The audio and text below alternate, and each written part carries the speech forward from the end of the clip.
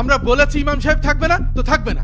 মসজিদ কি আপনার বাপদাদা সম্পত্তি নাকি যেখানে যা ইচ্ছা তাই করবেন? এটা আল্লাহর ঘর, এখানে সবার সমান অধিকার আছে। ঠিক ঠিক ঠিক, একদম চুপ।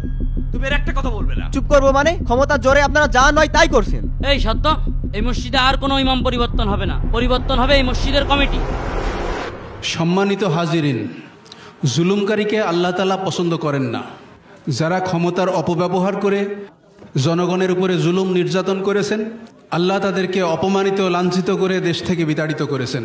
ঠিক ঠিক। ফেরাউন নমরুদও দুনিয়াতে এসে ক্ষমতার অপব্যবহার করে জনগণের উপরে জুলুম নির্যাতন করেছেন। হুজুর মেলাদিন পর ফেরাউন নমরুদও নিজেদেরকে এত ক্ষমতাধর মনে করতেন যে নিজেদেরকে বিধাতা বলে দাবি করতেন। আল্লাহ তাদেরকে লাঞ্ছিত অপমানিত করে দুনিয়া থেকে বিদায় করে দিয়েছেন। তাই এখনো আপনারা জড়িয়ে আছেন ফালতু তাদেরকে বলছি, সম্প্রতি আপনারা দেখেছেন কিছু জুলুমবাজ লোক বিচারপতির আসনে বসে নিরপরাধী লোকের উপরে কিভাবে শাস্তি চাপিয়ে দিয়েছেন। আল্লাহ তাআলা তাদেরকে অপমান অপদস্থ করে কিভাবে লাঞ্ছিত করেছেন তা আপনারা দেখেছেন। জুলুমকারীরা সাবধান হন, আপনাদের পরিণতিও এরকমই হবে। আল্লাহ তাআলা হুজুর ঠিক আলোচনা করছে, খুব সুন্দর আলোচনা করেছে। আমাদের এরকম আলোচনাই শোনার দরকার। আল্লাহ তাআলা কোরআনে কথা শুনে না। হুজুরি সাহস দেখেছে, ইচ্ছা ক্ষমতা কেড়ে নেন। আমাদের প্রিয় অভিভাবককে নিয়ে ঠিক আছে, নিশ্চয়ই তিনি সর্ববিষয়ে শক্তিমান। এ থেকে আমাদের শিক্ষা গ্রহণ করা উচিত, ক্ষমতা চিরস্থায়ী নয়। সম্মানিত উপস্থিতি, আপনাদের সকলের অবগতির জন্য জানাচ্ছি যে আজকের জুম্মা নামাজের পর থেকে এই ইমামকে আমাদের মসজিদ থেকে অব্যাহতি দিচ্ছি। সভাপতি সাহেব, আমার একটা কথা আছে। আপনার ইচ্ছা মতো ইমাম তাড়িয়ে দেন, আবার ইচ্ছা মতো ইমাম নিয়ে আসেন। আপনি এই 3 মাসে 4টা ইমাম পাল্টাইলেন, এতে ইমামের অসম্মান করা হচ্ছে, আমাদের এলাকার বদনাম হচ্ছে। ঠিক ঠিক।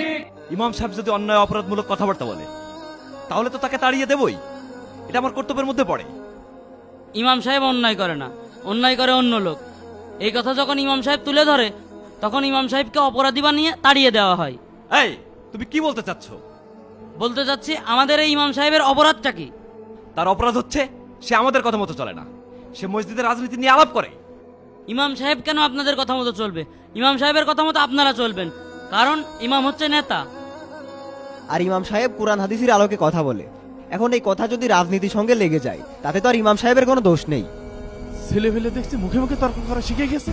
এই, তুমি এত বেশি বোঝো কেন? আমরা বলেছি ইমাম সাহেব থাকবে না তো থাকবে না। মসজিদ কি আপনার বাপদাদা সম্পত্তি নাকি যেখানে যা ইচ্ছা তাই করবেন? এটা আল্লাহর ঘর, এখানে সবার সমান অধিকার আছে। ঠিক ঠিক ঠিক, একদম চুপ। তুমি এর একটা কথা বলবে না। চুপ করবো মানে? অনেক চুপ করে থেকেছি। ক্ষমতার জোরে আপনারা যা নয় তাই করছেন। এই সত্য, এই মসজিদে আর কোনো ইমাম পরিবর্তন হবে না, পরিবর্তন হবে এই মসজিদের কমিটি। এই আপনারা সবাই বলেন, ইমাম পরিবর্তন চান নাকি কমিটি পরিবর্তন চান? Committee committee.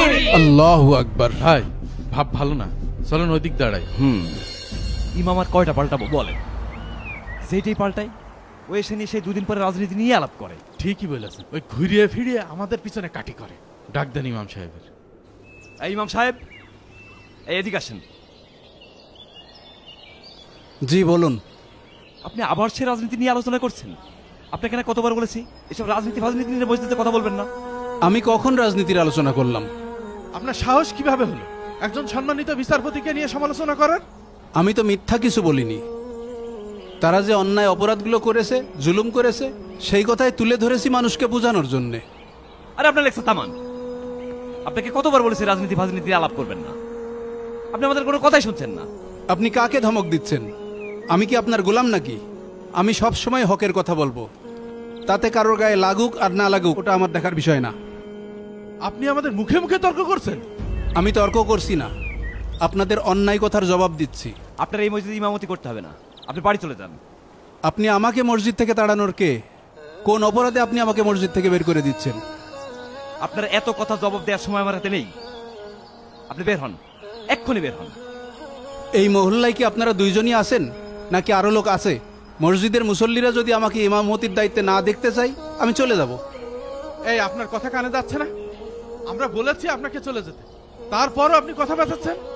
আজকের মধ্যে যদি আপনি মসজিদ থেকে না যান আপনাকে আমি দেখে নেব। চলেন। হায় রে অকৃতজ্ঞ মানুষ, সামান্য সভাপতির দায়িত্ব পেয়ে এত ক্ষমতা দেখায়। প্রিয় ভাইয়েরা, আপনারাও এই মেসেজটা শেয়ার করে সবার মাঝে একটু ছড়াই দেন।